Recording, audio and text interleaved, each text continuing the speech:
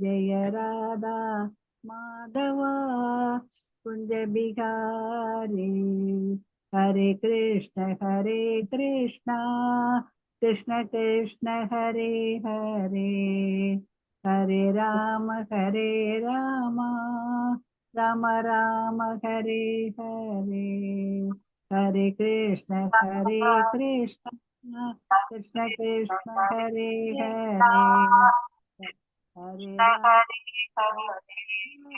हरे राम हरे राम। हरे कृष्ण माता जी। हरे कृष्ण माता जी। हरे कृष्ण ஷேர் பண்றது தெரியுதுங்களா? ஹரே கிருஷ்ண. ஸ்கிரீன் வரல மாதாஜி, வந்துச்சு மாதாஜி, தெரியுது மாதா. ஹரே கிருஷ்ண மாதாஜி. பிரணாம் மாதாஜி. ஹரே கிருஷ்ணன். 18 நாட்களில் பகவத்கீதை கிளாஸ்ல இன்னைக்கு வந்திருக்கக்கூடிய அனைத்து பக்தர்களையும் ஸ்ரீ ஸ்ரீ ராதா கோவிந்தா இஸ்கான் மேங்களூர் சார்பாக வருக வருக என்று வரவேற்கின்றோம். ஹரே கிருஷ்ண. இன்னைக்கு நாம பார்க்கக்கூடிய அத்தியாயம் பக்தி யோகம்.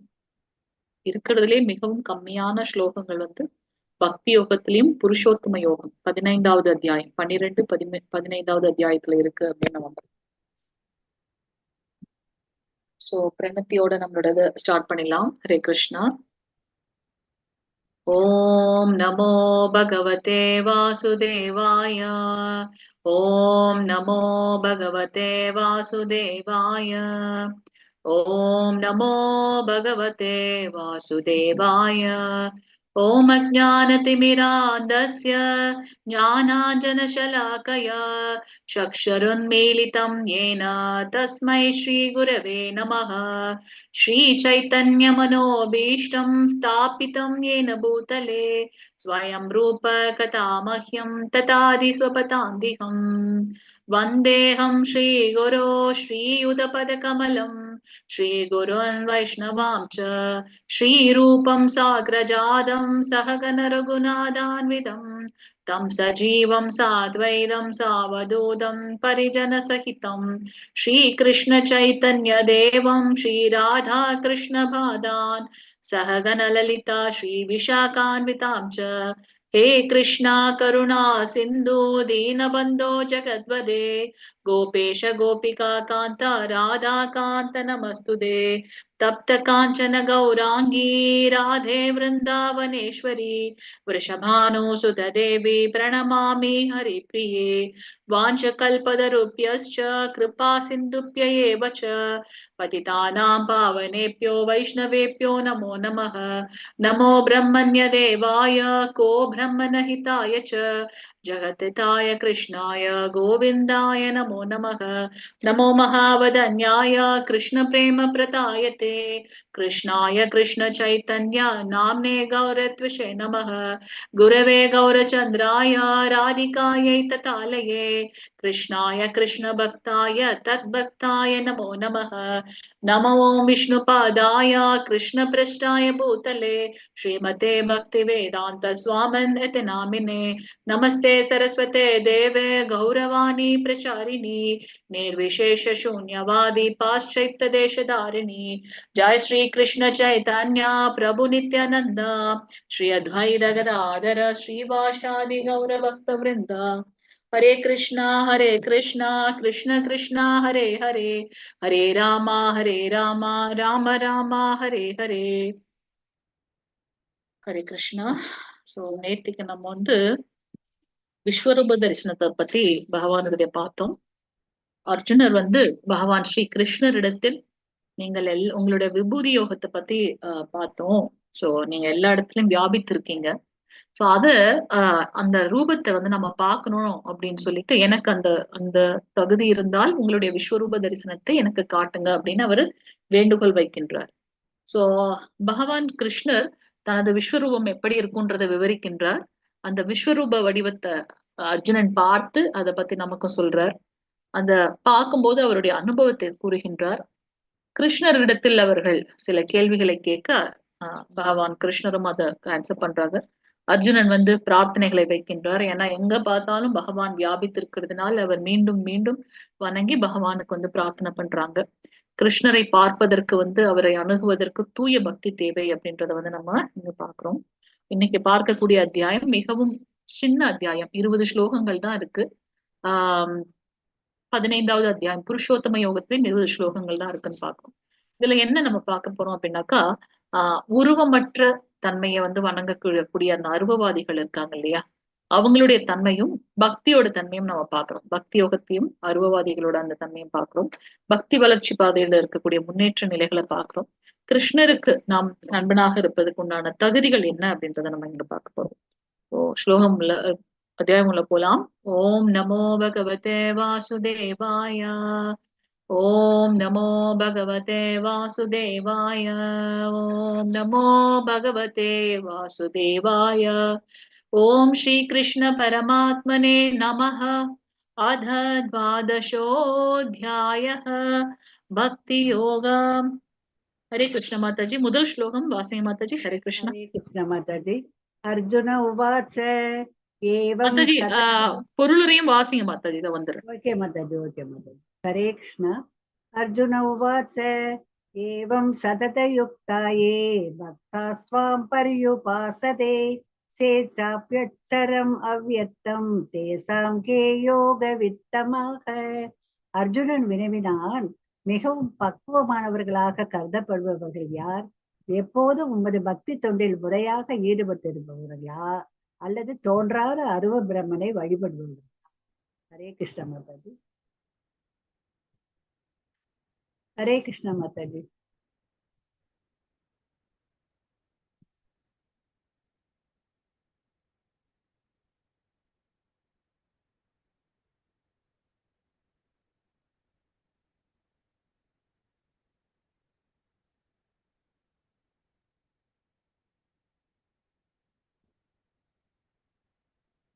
ஹரே கிருஷ்ண மாதாஜி. பிரணாம் மாதாஜி. அர்ஜுனன் வினவினான், மிகவும் பக்குவமானவர்களாக கருதப்படுவர்கள் யார்?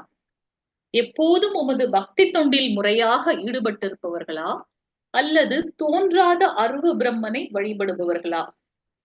அந்த பிரம்ம ஜோதி தான் ஆஹ் அந்த கடைசியாக அவங்க அடையக்கூடியது அப்படின்னு நினைக்கிறாங்க இல்லையா, அந்த அருவவாதிகள் அவங்க ஆஹ் பக்குவமானவர்களா, இல்லது எப்பவும் உங்களுடைய பக்தி தொண்டில ஈடுபட்டிருக்கவங்க பக்குவமானவர்களா அப்படின்னு அவர் கேட்கிறார். கிருஷ்ணர் என்ன ஆன்சர் பண்றாங்க பார்க்கலாம்.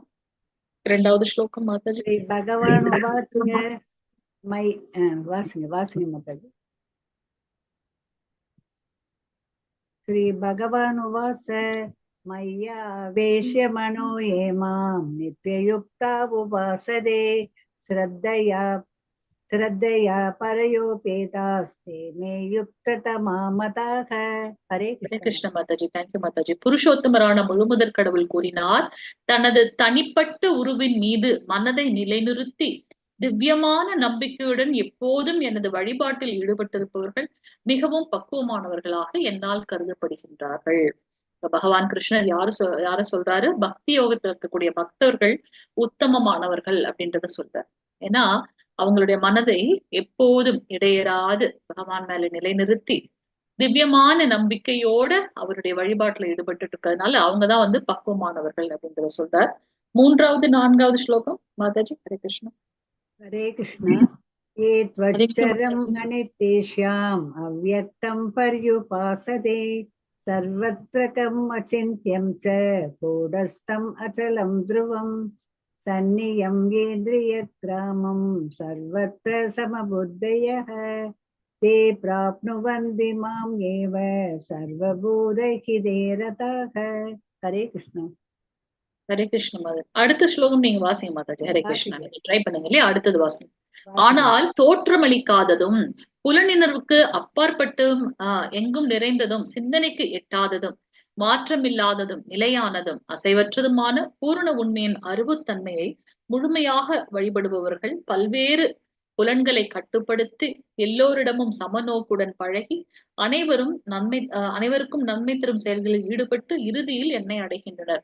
அவங்க சொல்றாங்க இல்லையா, அந்த பிரம்ம ஜோதி ஒளி பிழம்பு அதுதான் பகவானுடைய ரூபம், அதுதான் நம்மளுடைய வாழ்க்கையோட இலக்கு அப்படின்னு அவர்களும் பகவானை அடையறாங்க அப்படின்னு சொல்றாரு. இறுதியில் என்னை அடைகின்றனர். இதை எப்படி நம்ம புரிஞ்சுக்கிறது? பகவானிடத்திலிருந்து வரக்கூடிய அந்த ஒளி பிரகாசம் தான் பிரம்ம ஜோதி அப்படின்னு நம்ம பார்க்கிறோம்.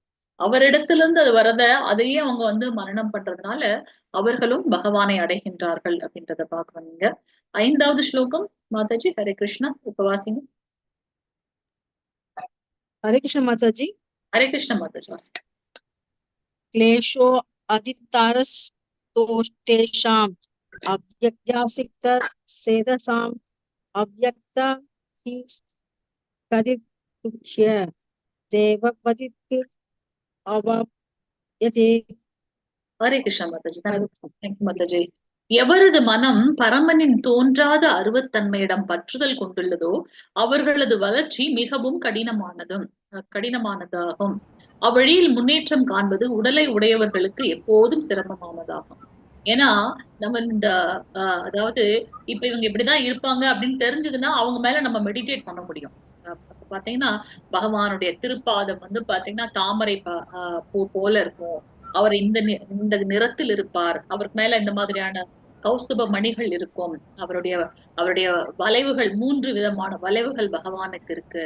அவருடைய இதழ்கள் இப்படி இருக்கும், அவருடைய கண்கள் இப்படி இருக்கும்னு அந்த உருவத்தை நம்ம வந்து சொல்லும் போது அது மேல நமக்கு வந்து ஈஸியா நம்ம பகவான் மேல அந்த ஈடுபட முடியும். ஆனா எதுவுமே இல்லாத ஒண்ணு, அந்த உருவமே இல்லாத ஒண்ணுத்துல வந்து பாத்தீங்கன்னா எப்படின்னு நம்ம வந்து மெடிடேட் பண்ண முடியும் இல்லையா? அது வந்து மிகவும் கடினமான ஒன்று. இப்ப வந்து ஒரு ஒரு ஒரு குழந்தை அது மெயினா அந்த தாய்மை, அந்த குழந்தை பிறந்தவங்களுக்கு தான் தெரியும். நானும் வந்து ஓபிஜி தான் படிச்சிருக்கேன், அப்ஸ்டட்ரிக்ஸ், அதாவது தாய் சேய் நலம் வந்துதான் என்னோட சப்ஜெக்ட். ஆனா அதை நம்ம தியரிட்டிக்கலா படிக்கும்போது நமக்கு அது தெரியவே தெரியாது. இந்த தாய்மைனா என்னன்றது தெரியாது. அம்மாவா அந்த ஒரு குழந்தையை பெற்றெடுக்கும் போதுதான் அந்த தாய்மைனா என்னன்னு தெரியும். அந்த குழந்தைய பார்க்கும்போது இந்த குழந்தை மேல வந்து நம்ம குழந்தைக்கு உண்டான சேவை செய்யும் போது அன்பு வந்து அதிகமாகும் பார்க்கணும். இந்த அருவம்ல இருக்காங்க, உருவமே இல்லாம அந்த ஒளி பிழம்புன்னு நினைச்சிட்டு இருக்காங்க ஜோதி. அது வந்து பாத்தீங்கன்னா இந்த கலியுகத்துல இந்த உடலோட பண்றது வந்து மிகவும் சிரமமானது அப்படின்னு யாரு சொல்றாங்க? சாக்ஷாத் பகவானே சொல்றாங்க. 6வது 7வது ஸ்லோகம் மாதாஜி. ये तु सर्वाणि कर्माणि मयि सन्न्यस्य मत्परः अनन्येनैव योगेन मां ध्यायन्त उपासते तेषामहं समुद्धर्ता मृत्यु संसार सागरात् भवानि नचिरात् पार्थ मय्यावेशित चेतसाम्. ஹரே கிருஷ்ண மாதாஜி. தேங்க்யூ மாதாஜி. ஆனால் தங்களது எல்லா செயல்களையும் எனக்காக துறந்து பிறழாமல் என் மீது பக்தி செலுத்தி எனது பக்தி தொண்டில் ஈடுபட்டு எப்போதும் என் மீது தியானம் செய்து தங்களது மனங்களை என்னில் நிலைநிறுத்தி எவரெல்லாம் என்னை வழிபடுகின்றார்களோ பிரித்தாவின் மகனே, அவர்களை பிறப்பு இறப்பு என்னும் கடலிலிருந்து உடனடியாக காப்பாற்றுபவனாக நான் இருக்கின்றேன். சோ இங்க வந்து பாத்தீங்கன்னா தங்களுடைய எல்லா செயல்களையும் பகவானுக்காக துறந்து அவர் மேல எப்பவும் வந்து பிறழாமல் நிலையாக பகவான் மேல பக்தி தொண்டுல ஈடுபடும் போது நம்ம ஆட்டோமேட்டிக்கா அவர் மேல தியானம் பண்றோம். அதனால அவர் மீது நம்மளுடைய மனதை நிலைநிறுத்திருக்கிறதுனால பகவானுடைய பக்தியில வந்து நம்ம இணைந்து இருக்கின்றோம். சோ அப்படிப்பட்டவர்கள் வந்து பாத்தீங்கன்னா பிறப்பு இறப்பு என்னக்கூடிய இந்த சம்சார சாகரம், இந்த கடல்ல இருந்து உடனடியாக பகவான் வந்து காப்பாற்றுகின்றார். ஏன் அப்படின்னாக்கா பகவான் பக்தவச்சலன் இல்லையா? பக்தன் ஒரு அடி எடுத்து வச்சா பகவான் 1000 அடிகள் எடுத்து வைக்கிறார். சோ இங்க பகவான் எப்போதும் பக்தன் எப்போதும் பகவானே நினைச்சிட்டு இருக்கிறதுனால அவனை வந்து அதீதமான கருணையால் பகவான் இங்க காப்பாற்றுகின்றார் அப்படின்றத நம்ம பார்க்கலாம். அடுத்து இந்த பக்தியோட இந்த டிஃப்ரெண்ட் நிலைகள் என்ன அப்படின்றத பார்க்க போறோம். 8வது வாசிங்க வந்து 8வது படிங்க மாதாஜி. मय्येव मन आदत्स मयि भक्तिं निर्वेशय निवास्यसि मय्येव அது ஊர்ச்சவம் ந சம்சய. ஹரே கிருஷ்ண மாதாஜி. தேங்க்யூ மாதாஜி. ஃபர்ஸ்ட் நம்ம பாக்குறது என்ன அப்படின்னாக்கா அனன்ய பக்தி. முழுமுதற் கடவுளான என் மீது உனது மனதை நிறுத்தி உன்னுடைய முழு அறிவையும் என்னில் ஈடுபடுத்துவாயாக. இவ்வாறு நீ எப்போதும் என்னிலேயே வாழ்வாய் என்பதில் ஐயமில்லை. உன்னுடைய முழு அறிவையும் என் மீது ஈடுபடுத்து அப்படின்னு சொல்றாரு. அப்படி எப்பவும் பகவான் மேலேயே இருக்கிறதுனால நமக்கு எந்த ஒரு ஐயமும் இல்லை. இது வந்து பாத்தீங்கன்னா அனன்ய பக்தி, எப்பவுமே கலப்படமற்ற, எதையும் எதிர்பார்க்காத. இங்க பாத்தீங்கன்னா எல்லா கோபர்களும் கிருஷ்ணரை வந்து நடுவுல வச்சுட்டு அவரை சுத்தி உட்காந்துட்டு கிருஷ்ணரையே பார்த்துட்டு இருப்பாங்களாம். ஒவ்வொருத்தர் வீட்லயும் அவங்களுடைய கோபியர்கள்லாம் வந்து பாத்தீங்கன்னா என்ன பிரசாதம் அமைச்சாலும் அது கிருஷ்ணருக்குன்னு முதல்ல அனுப்புவாங்க. சோ இவங்களும் என்ன பண்ணுவாங்க, முதல்ல கிருஷ்ணருக்கு அர்ப்பணிச்சுட்டு அப்புறம் தான் அவங்க சாப்பிடுவாங்க. என்ன ஒரு அதாவது ஒரு தூய்மையான கலப்படமற்ற, ஒரு பொறாமை இல்லாத, இதெல்லாம் நம்ம வந்து பார்க்கவே முடியாது. சொந்த நம்மளுடைய அந்த ரத்த சம்பந்தங்கள்லயே வந்து பாத்தீங்கன்னா நிறைய நீயா நானா போட்டி, பொறாமை அதெல்லாம் இருக்கு.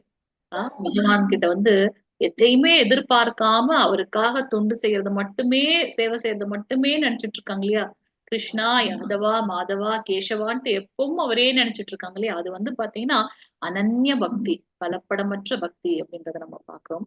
அடுத்த நிலை பாத்தீங்கன்னா சாதன பக்தி. கிருஷ்ணர் என்ன சொல்றார், எப்படி எல்லாம் நீ என்னை அடையலாம், அந்த பக்தி யோகம். பகவானையும் பக்தனையும் எப்படி கனெக்ட் பண்றது, பக்தி செய்யறது மூலமாக. பக்தின்னு சொல்றீங்க, அதை எப்படி பண்றது? அததான் நம்ம பார்த்தோம், நவவித பக்தி சேவை அப்படின்னு 9 விதமான பக்தி தொண்டை பார்த்தோம். சோ அதை நம்ம பண்ணும்போது எப்படி எப்படி நிலையில நம்ம இருக்கோன்றது, முதல் வந்து இந்த டாப் மோஸ்ட் அனன்ய பக்தின்னு பார்த்தோம். கோபியர்கள் வந்து ஒரு உதாரணம் அதுன்னு பார்த்தோம். அடுத்தது சாதனா பக்தி. சரி, உன்னால அந்த அனன்ய பக்தி பண்ண முடியலையா, எப்போதும் எனக்காக செய்ய முடியலையா, அடுத்தது என்ன, பகவானும் நமக்காக நிறைய ஆஃபர் கொடுக்குறாரு. சரி, உனக்கு அது ஃபிட் ஆகலையா, ஓகே அடுத்தது அப்படின்னு அடுத்தடுத்த நிலை கொடுக்கின்றார். அதனால அவருக்கு நம்ம மேல என்ன கருணை இருக்குன்றத நம்ம பார்த்து நம்மள வந்து என்ன பண்ணணும், ஆன்மீகத்துல முன்னேறணும்னு பாக்குறோம். 9வது ஸ்லோகம் மாதாஜி. ஹரே கிருஷ்ணா. படிக்கிற மாதாஜி. படிங்க மாதாஜி. சித்தம் சமாதிபதும் ந வஷகோஷி மை ஸ்திரம் அப்யாச யோகேன ததோ மாம் இச்சாகும் தனஞ்சய. ஹரே கிருஷ்ண மாதாஜி. தேங்க்யூ மாதாஜி. செல்வத்தை வெல்பவனான எனது அன்பு அர்ஜுனா, உனது மனதை என் மீது பிறழாது நிலைநிறுத்த முடியாவிடில், உன்னோட மனசை எப்பவும் என் மேல நிலைநிறுத்த முடியல அப்படின்னா பக்தி யோகத்தின் ஒழுக்க நெறிகளை பின்பற்றுவாயாக. ஓகே, அது முடியல அப்படின்னாக்கா பக்தி யோகத்தோட அந்த விதிமுறைகள் இருக்கு இல்லையா, அதை ஃபாலோ பண்றது. என்ன அது பக்தி யோகத்தோட விதிமுறைகள்? ஏபிசிடி நமக்கு பிரபுபாதர் கொடுத்திருக்காங்க. 4 பிரின்சிபல்ஸை வந்து ஃபாலோ பண்ணணும்னு சொல்லியிருக்காங்க. கட்டளைகள் என்னது? புலால் உண்பதை தவிர்த்தல், மது குடிக்க கூடாது, தகாத பாலுறவு இருக்கக்கூடாது, சூதாட்டம் இருக்கக்கூடாது. இதெல்லாம் நம்மளுடைய வாழ்க்கையை தாழ்நிலைக்கு கொண்டு செலுத்திடும். அதெல்லாம் விடும்போது அப்ப நம்ம என்ன பண்ணணும் அப்படின்னு பாத்தீங்கன்னா, பகவானுடைய நாமத்தை உச்சரித்தல். ஏபிசிடி நம்ம பார்த்திருக்கோம். பக்தர்களுடைய association. A stands for association, பக்தர்களுடைய அசோசியேஷன், அது தூய பக்தர்களோட அசோசியேஷன் வேணும் நமக்கு. B stands for Bhagavad Gita, Bhagavatam, Bhagavad Gita பாகவத புத்தகங்களை படிப்பது.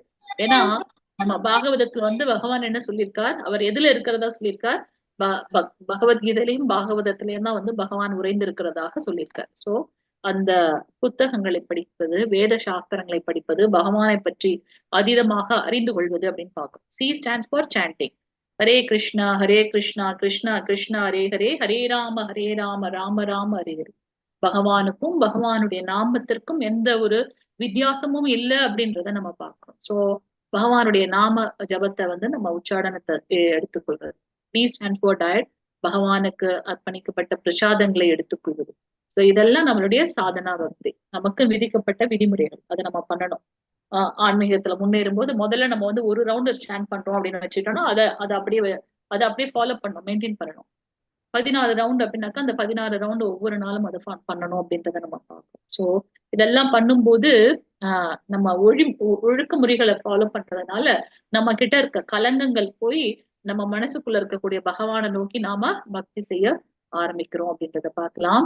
3வது நிலை நிஷ்காம கர்மயோகம். ஓகே, எல்லாத்தையும் உன்னால விட முடியல, ஓகே, சட்டதிட்டங்களை ஃபாலோ பண்ண முடியல, ஓகே, உன்னுடைய ரொட்டீன் ஒர்க் பண்றல அதோட பலனை வந்து எனக்கு அர்ப்பணம் பண்ணு.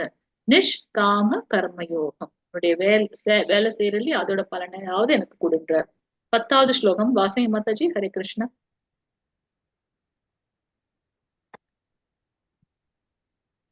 யார் வாசிக்கிறீங்க? ஹரே கிருஷ்ணா மாதாஜி வாசிங்க. ஹரே கிருஷ்ணா மாதாஜி. வாசிங்க மாதாஜி 10வது ஸ்லோகம். அப்யாசே வயஸ்மத்தோ ஹசி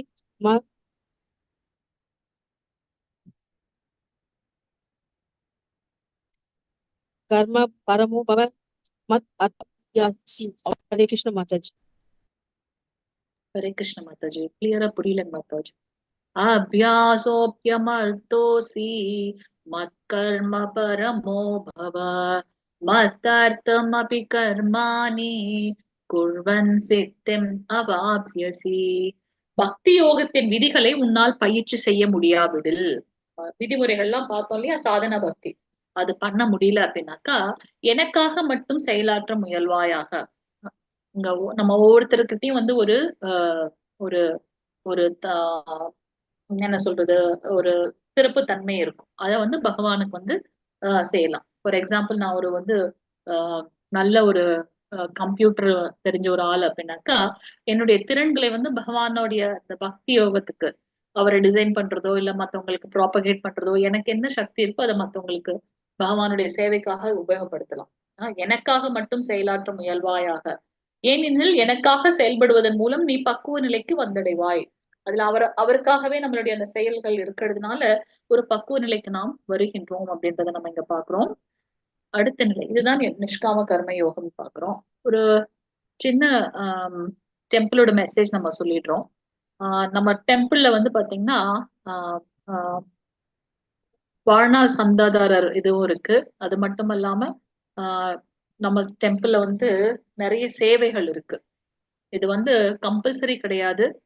நம்ம கோவில்லையும் இதெல்லாம் நம்மளுடைய ரொட்டீன் இருக்கு அப்படின்றத வந்து நம்ம உங்களுக்கு இன்ஃபார்ம் பண்றோம், திருப்பி சொல்றோம். இது வந்து கட்டாயம் கிடையாது. நம்மளுடைய டெம்பிள்ல இதெல்லாம் சேவை இருக்குன்னு நம்ம சொல்றோம்.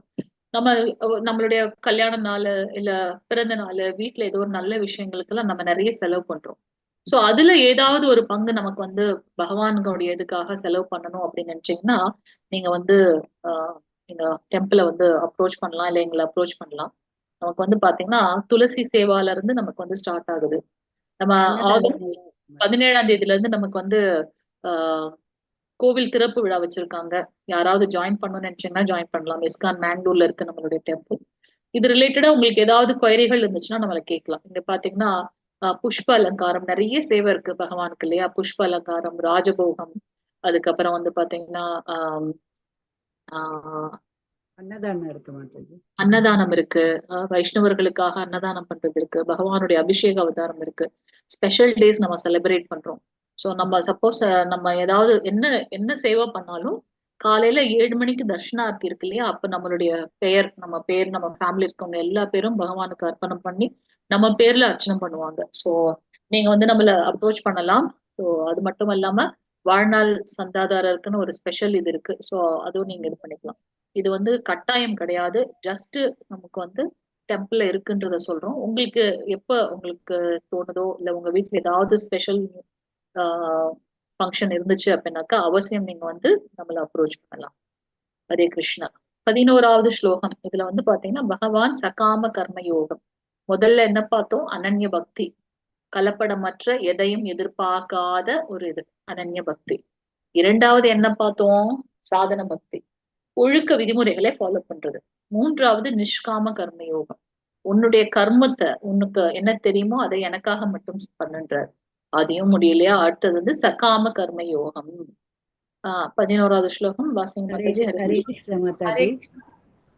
வாசிங்க, யாராவது ஒருத்தர் வாசிங்க. வாசிங்க மாதாஜி. अतैत तप् यत् शक्तोऽसि कर्तुं मद्योगमाश्रितः सर्वकर्मफलत्यागं ततः कुरु यथात्मवान्. ஹரே கிருஷ்ண மாதாஜி. தேங்க்யூ மாதாஜி. ஆனால் என்னை பற்றி இத்தகைய உணர்விலும் உன்னால் செயலாற்ற முடியவில்லை. உன்னுடைய செயலில் வந்து என்னுடைய உணர்வோட உன்னால பண்ண முடியல அப்படின்னாக்கா உனது செயலின் எல்லா விளைவுகளையும் தியாகம் செய்து ஆத்மாவில் நிலை பெற முயற்சி செய். நான் இதை வந்து அனுபவிக்கிறேன்ற அந்த ஞானம் இல்லாமல் உடல் வேறு ஆத்மா வேறு. ஆத்மாவுக்கும் ஒரு சில கட்டளைகளை பகவான் கொடுத்திருக்கார். பௌதிகமாக நம்ம இந்த உடல் சார்ந்த கடமைகளும் இருக்கு. ஆத்மாவுக்கும் கடமை இருக்கு, உடல் சார்ந்த கடமைகளும் இருக்கு. அது இரண்டையுமே நிறைவேற்ற நம்ம ட்ரை பண்ணணும் அப்படின்றத பாக்குறோம். அது பேர் தான் வந்து சகாம கர்ம யோகம் அப்படின்னு நம்ம பாக்குறோம். சோ இதுல வந்து பாத்தீங்கன்னா நம்ம செய்யக்கூடிய செயலோட விளைவுகளை வந்து பகவானுக்கு தியாகம் பண்றது. அடுத்தது தியான ஞான 2 நிலை இருக்கு. 12வது ஸ்லோகம் மாதாஜி. ஹரே கிருஷ்ணா. श्रेयो हि ज्ञानमभ्यासात् ज्ञानात् ध्यानं विशिष्यते ध्यानात् कर्मफलत्यागात् शान्तिरनन्तरम् हरे कृष्ण माताजी ஹரே கிருஷ்ண மாதாஜி. இப்பயிற்சியினை உன்னால் ஏற்றுக்கொள்ள முடியாவிடில் ஞானத்தை விருத்தி செய்வதில் உன்னை ஈடுபடுத்திக் கொள். இருப்பினும் ஞானத்தை விட தியானம் சிறந்தது. மேலும் தியானத்தை விட செயல்களின் பலன்களை தியாகம் செய்தல் சிறந்தது. ஏனெனில் இத்தகு தியாகத்தினால் மன அமைதியை அடைய முடியும். இது எதையுமே உன்னால பண்ண முடியல அப்படின்னாக்கா பகவானை பத்தின ஞானத்தை விருத்தி செய்து கொள்ளலாம். அதை பண்றதை விட பகவான் மேல ஸ்மரணத்தோட இருக்கிறது மிகவும் உயர்ந்தது அப்படின்றத நம்ம இங்க பார்க்கலாம். சோ இதுதான் வந்து 6 விதமான பக்தி தொண்டோட நிலைகள் அப்படின்னு பார்க்கிறோம். 13, 14வது ஸ்லோகம் மாதாஜி. ஹரே கிருஷ்ண. படிக்கிற மாதாஜி. படிங்க மாதாஜி. ஹரே கிருஷ்ண. அத்வேஷ்ட சர்வபூதானாம் மைத்ர கர்ண ஏவச நிர்மமோ நிரங்கார சமத்துவ சுகஸ்மி சந்துஷ்ட சத்தம் யோகி யதாத்மா திருஷ்ட நிச்சய மமம் பிரயத மனோபுத்திர யோ மத் பக்த சமே பிரிய. ஹரே கிருஷ்ண மாதாஜி.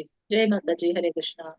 எவனொருவன் பொறாமை இல்லாதவனாக எல்லா உயிர்களுக்கும் அன்பான நண்பனாக தன்னை உரிமையாளராக கருதாதவனாக அகங்காரத்திலிருந்து விடுபட்டவனாக இன்ப துன்பங்களில் சமநிலையில் உடையவனாக சகிப்புத்தன்மையுடன் எப்போதும் திருப்தியுற்று சுய கட்டுப்பாட்டு உடையவனாக தனது மனதையும் புத்தியையும் எண்ணில் நிலைநிறுத்தி உறுதியுடன் பக்தி தொண்டில் ஈடுபட்டுள்ளானோ என்னுடைய பக்தன் அத்தகைய என்னுடைய பக்தன் எனக்கு மிகவும் பிரியமானவன் அப்படின்னு சொல்றாரு. சோ இங்க வந்து பாத்தீங்கன்னா நமக்கு வந்து எதிரிகள் என்ன அப்படின்னு பாத்தீங்கன்னா காமம், குரோமம், குரோதம், லோபம், பொறாமை, காமம், பேராசை, அதீதமான இது, பயம், இதெல்லாம் வந்து பாத்தீங்கன்னா விரோதிகள்.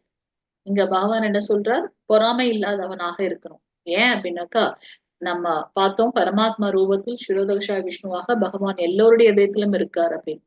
சோ அப்ப அவர் பகவானா பார்க்கும்போது அங்க நமக்கு பொறாமை வராது.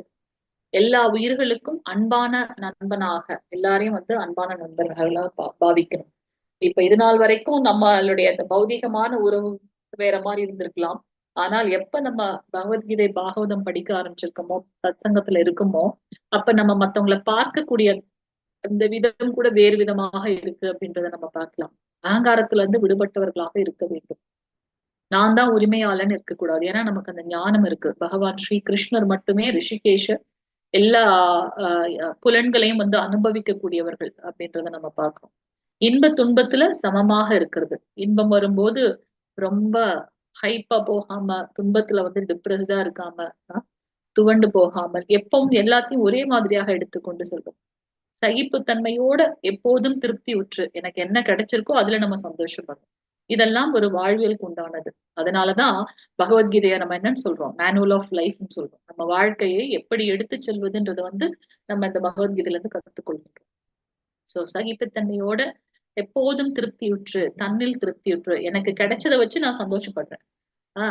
மனதையும் புத்தியையும் பகவான்ல நிலைநிறுத்துறது. ஏன்னா இந்த ஹையஸ்ட் திங் தான் வந்து பாத்தீங்கன்னா நுண்ணறிவு, அடுத்தது மனது. ரெண்டத்தையும் வந்து பகவான்ல நிலைநிறுத்திட்டோம் அப்படின்னாக்கா அதுதான் நம்ம வந்து பெரிய அச்சீவ்மெண்ட். நிலையாக எப்பவுமே உறுதியோட பக்தி தொண்டில் ஈடுபட்டு இருக்கான் இல்லையா, அவன் வந்து எனக்கு மிகவும் பிரியமான பக்தன் அப்படின்றார், நண்பனும் கூட அப்படின்றத சொல்றாரு இங்க பகவான் கிருஷ்ணர். 15வது ஸ்லோகம் மாதாஜி. ஹரே கிருஷ்ணா. ஹரே கிருஷ்ணா. யஸ்மான்னோ த்விஜதே லோகோ லோகான்னோ த்விஜதே சயஹ ஹர்ஷாமர்ஷ பயோத்வேகை முக்தோ யஹ சச மே பிரியஹ. ஹரே கிருஷ்ண மாதாஜி. மாதாஜி, யாருக்கும் தொல்லை கொடுக்காமல், யாராலும் தொந்தரவு செய்யப்படாமல். ஹரி போல். இது எங்கேயா சாத்தியமாகுமா? நம்ம யாருக்குமே வந்து எந்த தொந்தரவும் பண்ணலைனாலும் அவங்க நமக்கு வந்து தொந்தரவு கொடுக்கதான் செய்வாங்க சில சமயம். ஏன்னா அது வந்து நம்ம நார்மலா எடுத்துட்டு போயிடுவோம். ஆனா வந்து பாத்தீங்கன்னா நம்ம கூட இருக்கவங்க நமக்கு தொந்தரவு செய்வாங்க. ஆனா இங்க என்ன சொல்றாரு பகவான்? யாராலையும் தொந்தரவு செய்யப்பட மாட்டார்களாம். இன்பம், துன்பம், பயம், ஏக்கம் எல்லாத்துலயும் சமநிலையோடு இருக்கிறான் இல்லையா, அவன் எனக்கு மிகவும் பிரியமானவன் சொல்றார். இது எப்படி இதுக்கு வந்து பாத்தீங்கன்னா நம்மளுக்கு ஆச்சாரியர் ஒருத்தர் என்ன பண்ணுவாரா, எல்லாரும் பாபா பாபான்னு சொல்லிட்டு அவர்கிட்ட இது வேணும் அது வேணும்னு கேட்பாங்களாம். அதனால அவருக்கு வந்து அந்த அந்த விஷயம் பிடிக்கவே பிடிக்காது. அதனால அவர் என்ன பண்றாரு, யாரும் போக ரொம்ப போறதுக்கு கஷ்டப்படுற அந்த மாதிரியான அந்த இடங்கள்ல போயிட்டு அந்த புதர்கள்லயும் அந்த கழிப்பிடம் இருக்கக்கூடிய இடங்கள்லயும் போயிட்டு அந்த பாபாஜி வந்து என்ன பண்ணுவாராம், தன்னை மறைத்துக் கொள்வாராம். அதனால யாராலையும் அவங்கள வந்து தொந்தரவு பண்ண முடியாது. இங்க என்ன நம்ம பாக்குறோம் அப்படின்னாக்கா, அவங்க எல்லாம் தன்னுணர்வு பெற்ற ஆத்மா இருக்கு. இந்த உடல் வேறு, இந்த ஐம்புலன்கள் மூலமாக இப்போ ஒரு விஷயம் ஒரு அருவருப்பான ஒரு விஷயம் நடக்குது அப்படின்னா அதை நான் எப்படி எடுத்துக்கிறேன்றதை பொறுத்துதான் இல்லையா. அப்ப நம்ம இந்த உடல்ல இருந்து தனித்து இருக்கோம் அப்படின்னாக்கா, ஒரு அருவருப்பான இடத்துல இருந்தாலுமே வந்து அது நம்மள வந்து டிஸ்டர்ப் பண்ண போறது கிடையாது. சோ அந்த பாபாஜி என்ன பண்ணுவாரா, இந்த பௌதீகமான மக்கள் கிட்ட இருந்து தப்பிக்கிறதுக்காக அந்த மாதிரி ஒரு ஒரு இடத்துல போய் ஒளிஞ்சுக்குவாராம். குகைகள்லயோ இல்ல யாரும் வர அருவருப்பா இருக்கக்கூடிய அந்த மாதிரி இடத்துல போய் ஒளிந்து கொள்வாராம். 16வது ஸ்லோகம் மாதாஜி. ஹரே கிருஷ்ணா. ஹரே கிருஷ்ணா. ஹரே கிருஷ்ண மாதாஜி. வாசன் மாதாஜி. शुचिर्दर्श उदासीनो गतव्यतः सर्वारंभ परित्यागी यो मद्भक्तः समे प्रियः. ஹரே கிருஷ்ண மாதாஜி. எவன் ஒருவன் சாதாரண செயல்களை சார்ந்து வாழாமல் தூய்மையாக, நிபுணனாக, கவலைகளின்றி எல்லாவித வழிகளிலிருந்தும் விடுபட்டவனாக, ஏதேனும் பலனுக்காக முயற்சி செய்யாதவனாக உள்ளானோ, எனது அத்தகு பக்தன் எனக்கு மிகவும் பிரியமானவன். பகவான் ஸ்ரீ கிருஷ்ணர் ஒரு பக்தனுடைய குவாலிட்டிஸ் என்ன, அவனுடைய குணநலன்கள் என்னன்றத இந்த 3 பதங்களையும் எக்ஸ்பிளைன் பண்ணியிருக்காரு இல்லையா. அவங்க அவங்க இந்த பக்தர்கள் வந்து பாத்தீங்கன்னா அந்த திவ்யமான செயல்கள்ல தான் அவங்க வந்து திருப்தியோக இருப்பாங்க. சாதாரண இந்த பௌதீக ரீதியான இந்த 4 இது இருக்கு இல்லையா, சாப்பிடுறது, தூங்குறது, இனப்பெருக்கம் செய்யறது, பாதுகாக்கிறதுக்கு உண்டான செயல்கள், மத்த கஷ்டங்கள்ல இருந்து நம்ம பாதுகாக்கிறது எப்படி, இந்த 4 விதமான செயல்களை தவிர்த்து திவ்யமான செயல்கள்ல தான் அவங்க வாழ்வாங்க. எப்பவும் தூய்மையாக இருப்பார்கள். தூய்மைனாலே இங்க அகத்தூய்மை, புற தூய்மை அப்படின்றத பார்க்கணும். பகவானை பத்தின ஞானத்தை எப்பவும் படிச்சுட்டே இருக்கிறதுனால அவங்க அதுல வந்து ஒரு நிபுணர்களாக இருப்பார்கள். கவலைகளே இருக்காது. ஏன்னா அவர் தான் இருக்காரு, அவர் பார்த்துட்டு போறாரு. அதை மீறி என்ன இருக்கு இல்லையா, அவங்களுக்கு கவலைன்றதே இருக்கவே இருக்காது. பெரிய விஷயத்தையும் சாதாரணமா எடுத்துட்டு போயிட்டே இருப்பாங்க. இன்ப துன்பத்துல ஒரே மாதிரி இருக்கும்போது அவங்களுக்கு கவலை எங்க இருந்து இருக்க போகின்றது. எல்லாவித வழிகளிலிருந்தும் விடுபட்டவர்களாக இருப்பார்கள் நம்மளுடைய ஆச்சாரியர்கள். இப்ப நீங்க பார்க்கலாம், நம்மளுடைய ஜெயபதக சுவாமி எவ்வளவு கஷ்டங்கள் இருந்தாலும், பக்தி தீர்த்த சுவாமி அவருக்கு வந்து ஒரு கால்ல வந்து கேன்சர் இருந்தது. அவ்வளவு கஷ்டங்கள். ஆனா அதை ஒரு பொருட்டாவே எடுத்துக்க மாட்டாங்க. நமக்கு எல்லாமே கை கால் எல்லாமே நல்லா இருந்தாலும் நம்ம வந்து பகவானுடைய நாமத்தை சொல்றதுக்கும் நம்மளுடைய இந்த சாதனா செய்யறதுக்கு நம்ம கஷ்டப்படுறோம். ஆனா எல்லா உடல் உபாதைகளுக்கும் இருந்தாலுமே அதற்கு அப்பாற்பட்டு ஸ்திரமாக பக்தி தொண்டில் இருக்காங்க அப்படின்றத நம்ம பார்க்கலாம்.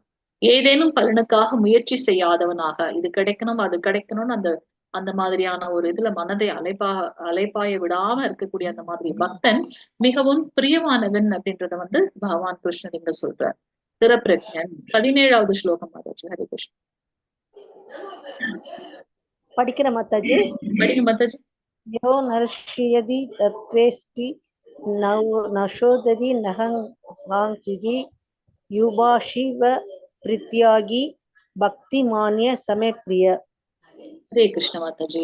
எவனொருவன் ஒருபோதும் மகிழ்வதில்லையோ, துன்பப்படுவதில்லையோ, புலம்புவதில்லையோ, ஆசைப்படுவதில்லையோ, மேலும் எவனொருவன் மங்களமானவை அமங்கலமானவை ஆகிய இரண்டையும் துறக்கின்றானோ, அத்தகு பக்தன் எனக்கு மிகவும் பிரியமானவன். எல்லாவற்றையும் வந்து சரிசமமாக எடுத்துட்டு போவாங்க. அப்படிப்பட்டவர்கள் வந்து எனக்கு பிரியமானவன். 18, 19வது ஸ்லோகம். மாதாஜி. படிங்க மாதாஜி. समतः शत्रौ समित्रेश तद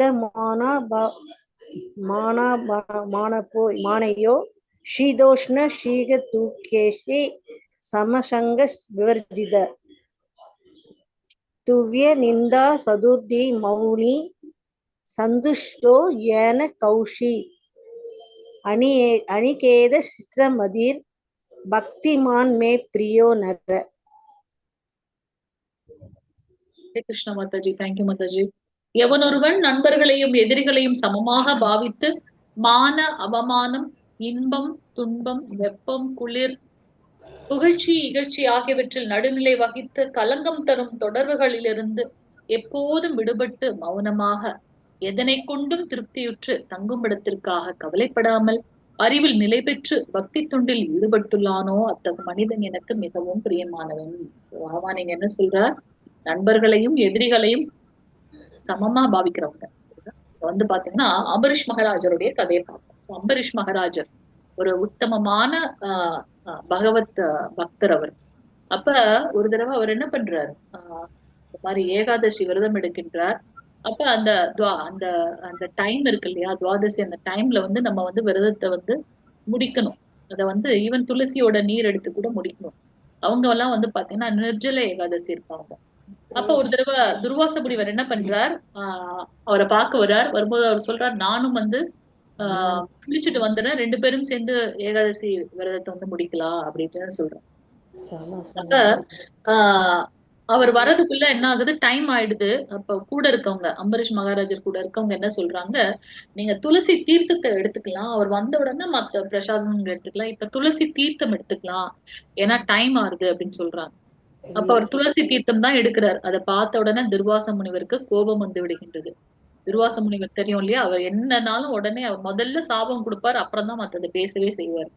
அப்ப என்ன பண்றாரு, அதை பார்த்த உடனே அவருக்கு கோபம் வந்துருது. அவருடைய ஜடாமுடியில இருந்து ஒரு முடியை தூக்கி கீழே போட்டு ஒரு பெரிய பூதத்தை உருவாக்குறாரு. அந்த பூதத்தை அவர் மேல ஏவி விட்டு கொல்ல சொல்றாரு. அப்ப அம்பரீஷ் மகாராஜர் உடனே அதுக்கு பேனிக்லாம் ஆகல, அப்படியே பயந்து போல உடனே பகவானே அப்படி எல்லாம் நினைக்கல. அவர் என்ன பண்றாரு, இதுதான் பகவான் எனக்கு கொடுத்ததாக இருந்தால் அதை நான் அப்படியே ஏற்றுக்கொள்கின்றேன் அப்படின்னு சொல்லிட்டு அமைதியா இருக்கார். அப்ப பகவான் வந்து பக்தவச்சலன். அவர் நினைக்கிறது, அவர் இதை செய்யணும்னு நினைக்கிறதுக்கு முன்னாடி அவருடைய அந்த திவ்யமான அந்த சக்கரம், தெய்வீகமான கருவிகள் நம்ம சொல்றோம் இல்லையா, ஆயுதங்கள், கருடன், இவங்க எல்லாம் அவர் நினைக்கிறதுக்கு முன்னாடி டக்குன்னு இவங்க பண்ணி முடிச்சிருவாங்களாம். எள்ளுனா எண்ணெயா இருக்குன்னு சொல்லுவாங்க அந்த மாதிரி. சோ பகவான் சொல்றதுக்கு முன்னாடி என்ன பண்றாரு, சக்கரத்தாழ்வார் ஆரம்பிச்சிட்டாரு. எப்படி வந்து பகவானுடைய பக்தனை வந்து நீ இது பண்ணலான்னு சொல்லிட்டு அந்த பூதத்தையும் கொண்டுட்டு அந்த பூதத்தை ஏவி விட்ட துர்வாச முனிவரும் துரத்துறாரு. துர்வாச முனிவர் எல்லா லோகத்துக்கும் போறார், வைகுண்டமே போயிட்டார். ஆனாலும் அங்க வந்து என்ன சொல்லிட்டாரு, அப்பா நான் இல்ல, நீ வந்து எங்க ஆரம்பிச்சோ அங்கதான் முடிக்கணும், நீ போய் என்னுடைய பக்தன் இடத்துலதான் நீ போய் சரணாகதி ஆகணும்னு சொல்லி அனுப்பிடுறார். வேற வழி இல்லாம துர்வாச முனிவர் என்ன பண்றார், மீண்டும் அம்பரீஷ் மகாராஜர் கிட்டயே ஓடி வர அபயம் அபயம்னு. அம்பரீஷ் மகாராஜர் என்ன பண்றார், சக்கரத்தாழ்வார்கிட்ட கேக்குறார், அவர்கிட்ட வந்து தயை கூர்ந்து இந்த மாதிரி பண்ணாதீங்க, நம்மளுடைய துர்வாச முனிவர் ஒரு சிறந்த ரிஷி, அவரை இந்த மாதிரி கஷ்டப்படுத்த கூடாதுன்னு அவருடைய வேண்டுதலுக்கு இணங்க பகவான் வந்து சாந்தமானார் அப்படின்றத நம்ம பார்க்கலாம். ஓகே, சோ பகவான் பக்தவச்சலன், தனக்கு ஏதாவது வந்தாலும் அவர் பொறுமையா இருப்பார். பக்தனுக்கு ஏதாச்சும் வந்துச்சுன்னா அவரால தாங்க முடியாது. கடைசி ஸ்லோகம் 20வது ஸ்லோகம் மாதாஜி படிக்கிறேன். மாதாஜி மாதாஜி ஏது தர்மியாமிருதம் மிதம் யதோக்தம் பர்யுபாசதே ஸ்ரத்தானா மத்பரமா பக்தாஸ்தேதீவ மே பிரியாஹ. புஷ்டியும் வாசிச்சிருங்க மாதாஜி, ஸ்கிரீன் தெரியுது. நாளைக்கு நீங்க மொத்த மாதாஜி வாசிங்க. வாசிங்க. ஓம் தத்சதிதி ஸ்ரீமத் பகவத்கீதாசு உபனிஷத்சு ब्रह्म विद्यायां योगशास्त्रे श्री कृष्णार्जुन संवादे भक्ति योगो नाम 12ोऽध्यायः. हरि ओम. हरे कृष्ण माताजी. பக்தி தொண்டு என்னும் இந்த அழிவற்ற பாதையை பின்பற்றி என்னை பரம இலக்காக வைத்து நம்பிக்கையுடன் தன்னை ஈடுபடுத்துபவர்கள் எனக்கு மிக மிக பிரியமானவர்கள். சோ இந்த பக்தி தொண்டை உபயோகப்படுத்தி பகவான் கிட்ட உண்மையான நம்பிக்கை வைத்து அவருக்கு உன்னத சேவை செய்யறவங்க வந்து எனக்கு மிகவும் பிரியமானவர்கள் அப்படின்னு சொல்றாரு பகவான். இங்க வந்து வில்வமங்கல தாக்கூருடைய கதையை பாக்குறோம். வில்வமங்கல தாக்கூரார் அவர் வந்து முந்தைய ஜென்மத்துல வந்து ஒரு அரசனாக இருக்கின்றார். தன்கிட்ட இருக்க எல்லா செல்வங்களையும் வந்து பகவானுக்கு வந்து சேவை பண்றதுக்காக, அவருக்கு வந்து கோவில் கட்டுவதற்காகவும் பக்தர்களுக்கு பிரசாதம் வழங்குவதற்காகவும் அவர் செலவு பண்றார். அவர்கிட்ட இந்த எல்லா செல்வங்களும் போயிடுச்சு. அப்ப ஒரு தடவை என்ன ஆகுது, அவரோட நாட்டுல ஒரு இளவரசிய வந்து இறந்துடுறாங்க. இறந்த உடனே அவங்க கூட நிறைய செல்வங்கள் வச்சு அவங்களுடைய ஆசை அது. நான் என்ன நகையெல்லாம் போட்டிருக்கணும், இப்படியே நீங்க என்னை வந்து புதைச்சிடணும் அப்படின்னுட்டு. சோ அதே மாதிரி அவங்களை கொண்டு போய் புதைக்கிறாங்க. அது இவர் வில்வமங்கல தாக்கூர் முந்தைய பிறவில அவர் பார்த்த உடனே இந்த நகையெல்லாம் வேஸ்டா தானே சும்மா மண்ணுல இருக்கு, இதை எடுத்து நான் வந்து பகவானுடைய பக்தர்களுக்கு சேவை பண்ணலாம் அப்படின்னு சொல்லிட்டு என்ன பண்றாரு, அந்த அந்த என்ன சொல்றது, அந்த அவங்களை புதைச்சாங்க இல்லையா, அந்த இடத்துல வந்து அவர் அந்த டெட் பாடி எடுக்க ட்ரை பண்றாரு, நகை எடுக்கிறதுக்கு. அப்போ ஒரு அசரீரி கேக்குது, அதான் அந்த பூதம் யக்ஷன் கேக்குது. அந்த அரசி பேசுறாங்க, இங்க பாரு இதெல்லாம் எடுக்காத, எனக்கு இதோட வேணும், இதோட தான் நான் வந்து புதைக்கப்படணும்னு ஆசைப்பட்டனால எனக்கு வச்சிருக்காங்க. நீ ஒண்ணு பண்ணு, நான் என்னுடைய அரண்மனையில வந்து இந்த இடத்துல வந்து பொக்கிஷங்கள்லாம் வச்சிருக்கேன், நீ அதை எடுத்து உன்னுடைய தேவையை பூர்த்தி பண்ணிக்கோ அப்படின்னு சொல்றாங்க அவங்க.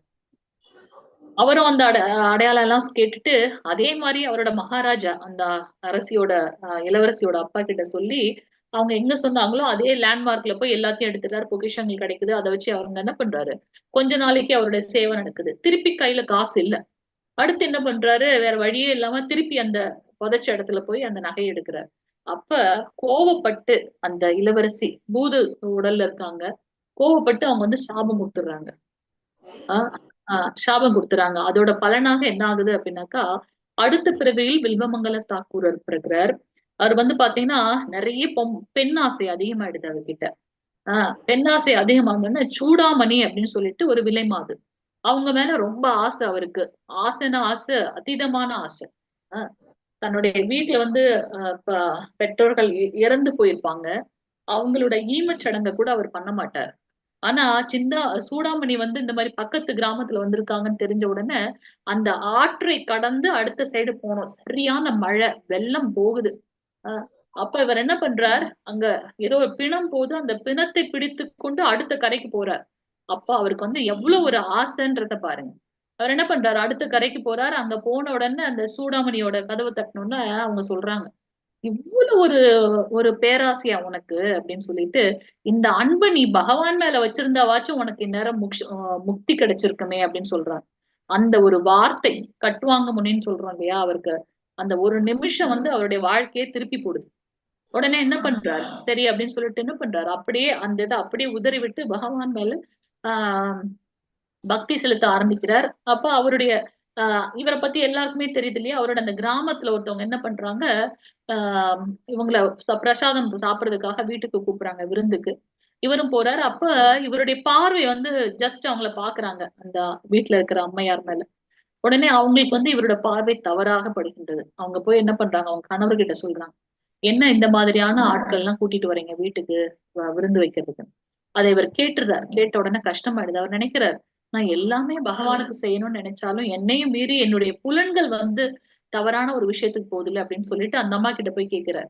அம்மா, உன்னோட கொண்ட ஊசி இருக்கும் இல்லையா, கொண்டை போட்டுட்டு வச்சிருக்க இல்லையா, அந்த கொண்ட ஊசி அதை கூடுன்னு சொல்லி வாங்கிக்கிறார். வாங்கி என்ன பண்றாரு, தன்னுடைய கண்ணை தானே குத்திக்கிறார். குத்திட்டு இந்த கண்ணு இருக்கிறதுனால தானே தவறான விஷயத்த பார்த்து அதால மத்தவங்களும் வந்து பிவல்டட், அவங்களும் வந்து தவறா நினைக்கிறாங்க, எனக்கும் வந்து தவறான எண்ணங்கள் வருது, இது இருக்கவே வேண்டாம்னு சொல்லிட்டு கண்ணை குத்திக்கிறார். குத்திட்டு அந்த ஞானக்கண் மூலமாக எப்போதும் பகவானுடைய நாமத்தையும் ரூபத்தையும் குணங்களையும் லீலைகளையும் வந்து அவர் பாடிட்டே இருக்கார். நிறைய பதிகங்கள் பாடியிருக்கார். அப்ப இங்க பாத்தீங்கன்னா தெரியும், கிருஷ்ணர் என்ன பண்றாரு, அவர் சொல்ற அந்த இதெல்லாம் வந்து கன்னத்துல கை வச்சு அவ்வளவு அன்புமயமா வந்து வில்வமங்கல தாக்கூரர் கிட்ட வந்து கேட்கிறாரு அப்படின்றத நம்ம பார்க்கலாம். அல்டிமேட்டா பகவான் நம்ம இடத்துல இருக்கிற அந்த பக்தியை தான் வந்து பாக்குறாரு அப்படின்றத நம்ம இங்க புரிந்து கொள்ள வேண்டும். இதுதான் வந்து வில்வமங்கல தாக்கூரரோட முந்தைய வாழ்க்கை. வந்து பாத்தீங்கன்னா அந்த தாமோதர மந்திரம் வந்து நம்ம பகவானை பத்தி அந்த இது பண்ணுவோம்.